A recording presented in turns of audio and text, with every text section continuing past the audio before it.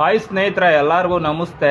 ಸ್ನೇಹಿತರೆ, ಹಿಂದಿ ಸಬ್ಜೆಕ್ಟನ್ನು ಮಾರ್ಕ್ಸಿಂದ ಹೊರಗಿಟ್ಟು ಗ್ರೇಡನ್ನು ಕೊಡಲಿಕ್ಕೆ ಶುರು ಮಾಡಿದ್ದಾರೆ.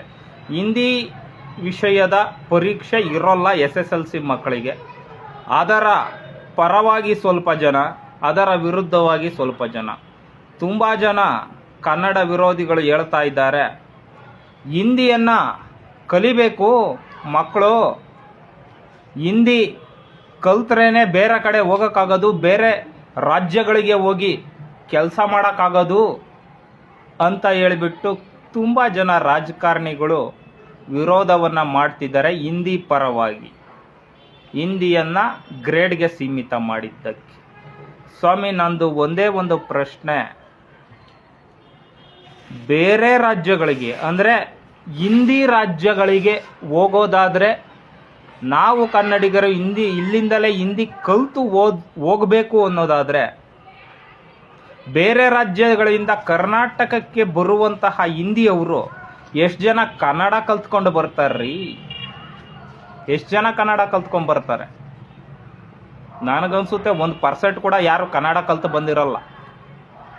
ಇಲ್ಲಿಗೆ ಬಂದು ಕನ್ನಡ ಕಲಿದೇನೆ ಅವರು ಇಲ್ಲಿ 10-15 ವರ್ಷಗಳ ಕಾಲ ವಾಸ ಮಾಡಲ್ವಾ?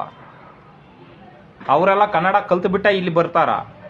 ನಮಗೆ ಮಾತ್ರ ಅವ್ರ ರಾಜ್ಯಗಳಿಗೆ ಹೋಗೋದಾದರೆ ಹಿಂದಿ ಕಲ್ತ್ಕೊಂಡೇ ಹೋಗಬೇಕು.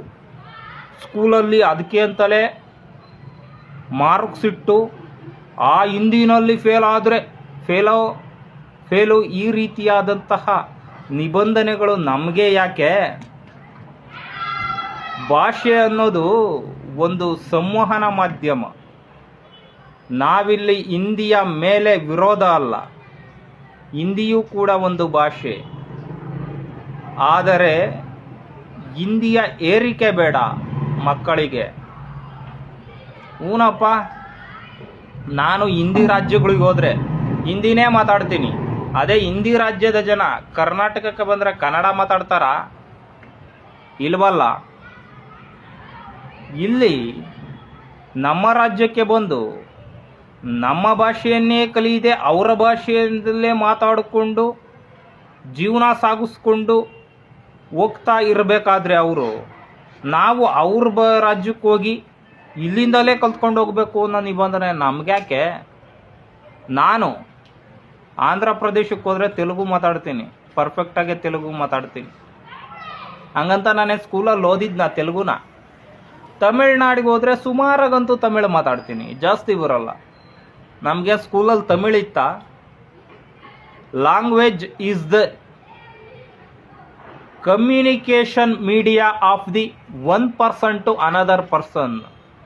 ಭಾಷೆ ಅನ್ನೋದು ಒಂದು ವ್ಯಕ್ತಿಯಿಂದ ಇನ್ನೊಂದು ವ್ಯಕ್ತಿಗೆ ಭಾವನೆಗಳನ್ನ ವ್ಯಕ್ತಪಡಿಸ್ತಕ್ಕಂತಹ ಒಂದು ಸಂವಹನ ಮಾಧ್ಯಮ ಅಷ್ಟೇ, ಅದೊಂದು ನಾಲೆಡ್ಜ್ ಅಲ್ಲ. ಸೊ ಅದರಿಂದ ಹಿಂದಿಯನ್ನು ಇಲ್ಲಿಂದಲೇ ಕಲ್ತ್ಕೊಂಡು ಹೋಗಬೇಕು ಅನ್ನೋ ಒಂದು ನಿಮ್ಮ ತಲೆಯಲ್ಲಿರ್ತಕ್ಕಂಥದ್ದನ್ನು ಬಿಟ್ಟಾಕಿ. ಸೊ ಅದರಿಂದ ನಾನು ಹೇಳೋದೇನು ಅಂತಂದರೆ,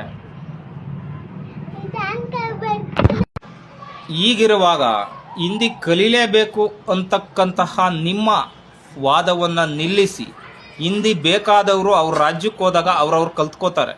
ಈಗ ಉತ್ತರ ಪ್ರದೇಶನೋ ಮಧ್ಯಪ್ರದೇಶನೋ ಯಾವುದೋ ಅವ್ರ ರಾಜ್ಯಕ್ಕೆ ಹೋದಾಗ ಅವ್ರವರು ಅಲ್ಲಿಯ ಭಾಷೆಯನ್ನು ನಮ್ಮ ಕನ್ನಡಿಗರು ಕಲ್ತ್ಕೊತಾರೆ. ಹಿಂದಿ ಇಲ್ಲಿಂದಲೇ ಏರಿಕೆ ಮಾಡೋದು ಬೇಡ. ಅದೇ ನೀವು ತಮಿಳ್ನಾಡಿಗೆ ಹೋಗಿ ತಮಿಳು ಇಂಗ್ಲೀಷ್ ಅಷ್ಟೇ ಇದೆ, ಆಂಧ್ರಾಗೆ ಹೋಗಿ ತೆಲುಗು ಇಂಗ್ಲೀಷ್ ಅಷ್ಟೇ ಇದೆ. ನಮ್ಮ ಕರ್ನಾಟಕದಲ್ಲಿ ಯಾಕೆ 3 ಕನ್ನಡ ಇಂಗ್ಲೀಷ್ ಅಷ್ಟೇ ಇರಲಿ? ನೀವೇ ಹೇಳ್ತಿದ್ರಲ್ಲಪ್ಪ, ಬೇರೆ ರಾಜ್ಯಗಳಿಗೆ ಹೋದರೆ ಹಿಂದಿ ಬೇಕು ಅಂತ. ಹಿಂದಿ ಯಾಕೆ ಬೇಕು? ಇಂಗ್ಲೀಷ್ ಬಂದರೆ ಸಾಕಲ್ಲ? ಇಂಗ್ಲೀಷು ಆಲ್ ಓವರ್ ವರ್ಲ್ಡಲ್ಲೇ ನಡೆಯುತ್ತಲ್ಲ.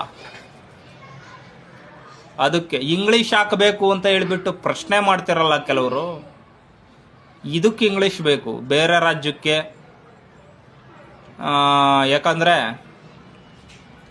ಹೊರಗಿನ ಪ್ರಪಂಚಕ್ಕೆ ಹೋದಾಗ ಅವರ ಜೊತೆ ಸಂವಹನ ಮಾಡಲಿಕ್ಕೆ ಇಂಗ್ಲೀಷ್ ಭಾಷೆ ಅನಿವಾರ್ಯವಾಗಿದೆ. ಅದಕ್ಕೆ ಇಂಗ್ಲೀಷ್ ಇಟ್ಟಿದ್ದಾರೆ. ಸ್ನೇಹಿತರೆ, ನಿಮಗೇನು ಅನಿಸುತ್ತೆ ಇದ್ರ ಬಗ್ಗೆ? ನಾನಂತೂ ಈ ಹಿಂದಿಯನ್ನು ಮಾರ್ಕ್ಸಿಂದ ತೆಗೆದಿಟ್ಟು ಗ್ರೇಡ್ ಕೊಡ್ತಾ ಇರೋದಕ್ಕೆ ನನ್ನ ಸಮ್ಮತಿ ಅಂತೂ ಇದ್ದೇ ಇದೆ. ನಾನು ಇದನ್ನು ಬೆಂಬಲಿಸ್ತೀನಿ. ಮತ್ತು ಹಿಂದಿಯನ್ನು ರಾಷ್ಟ್ರೀಯ ಭಾಷೆ ಅಂತ ಹೇಳಿಕೊಟ್ಟಂತಹ ನಿಮ್ಮ ಏನಂತಾರೆ ನಿಮ್ಮಗಳ ಒಂದು ಪಠ್ಯ ಪುಸ್ತಕಕ್ಕೆ ದೊಡ್ಡ ನಮಸ್ಕಾರ.